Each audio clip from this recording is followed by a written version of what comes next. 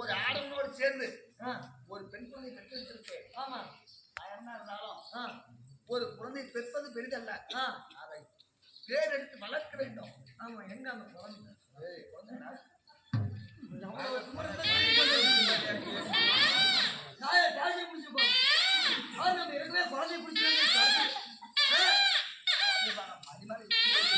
அழுகுது பாரு.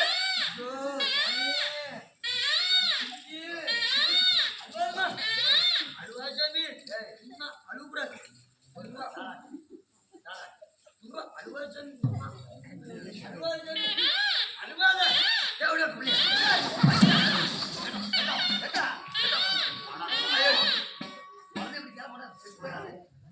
அழுவாத அழுவாத இப்பதான்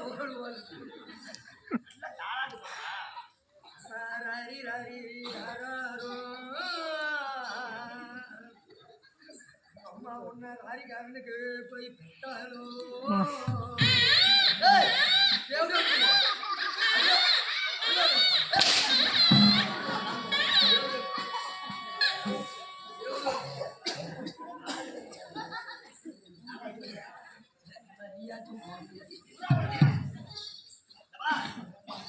இருந்தாலும் ஒரு குழந்தையை நாம பெற்றெடுத்து விட்டோம். இந்த குழந்தையை அவன் வளர்க்க வேண்டும். இந்த குழந்தைய நானே பாண்டவர் தேடி அந்த முதல்ல 60 நாளைக்கும் அழைத்து தெரிந்து கொண்டிருக்கிறேன். சரி, அப்படி இருக்க இந்த குழந்தைய என்னால எப்படி வளர்க்க முடியும்? கொண்டு போய் விட்டுலாமா?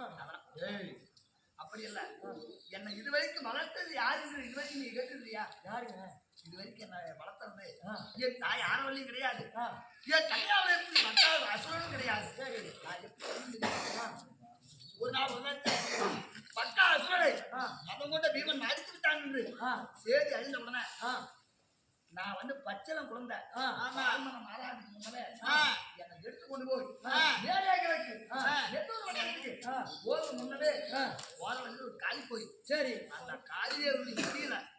என் தாய் என்ன வச்சுட்டு எங்க அம்மா தேடிய கிழக்கு நெல்லூர் கொண்டு போயிட்டான். சரி, அந்த காலிதேவி தான் என்னை வளர்ச்சி வாலிபம் செய்து இதுவரைக்கும் அந்த விவரத்தை அனைத்துமே எனக்கு சொல்லியது என் தாய் காலிதேவி. சரி அண்ணா, போய் இதே காளியாவுடைய ஆலயத்துக்கு நான் தினந்தோறும் காலையும் மாலையும் நான் போது செய்து விட்டுதான் நான் எங்க போகலாம் போவேன். சரி, அப்படி இருக்க இதே காளியம்மனுக்கு இந்த குழந்தைகளுக்கு ஒப்படைத்து இந்த குழந்தைய காளியாவுக்கு அன்பனை பணிவிடை செய்ய அர்ப்பணித்து போவோம். சரி,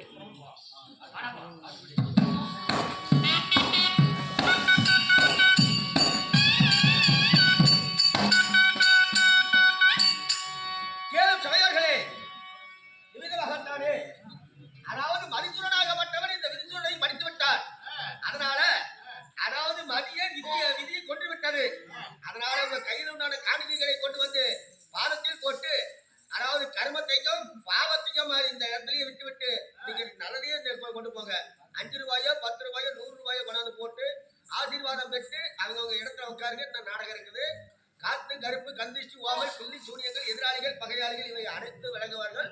5 ரூபாயோ 10 ரூபாயோ கொண்டாந்து போடுங்க.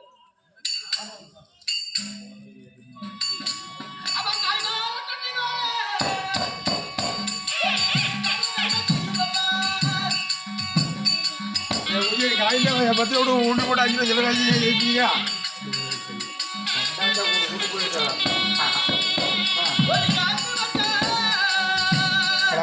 வாடகை ஆகிலையா?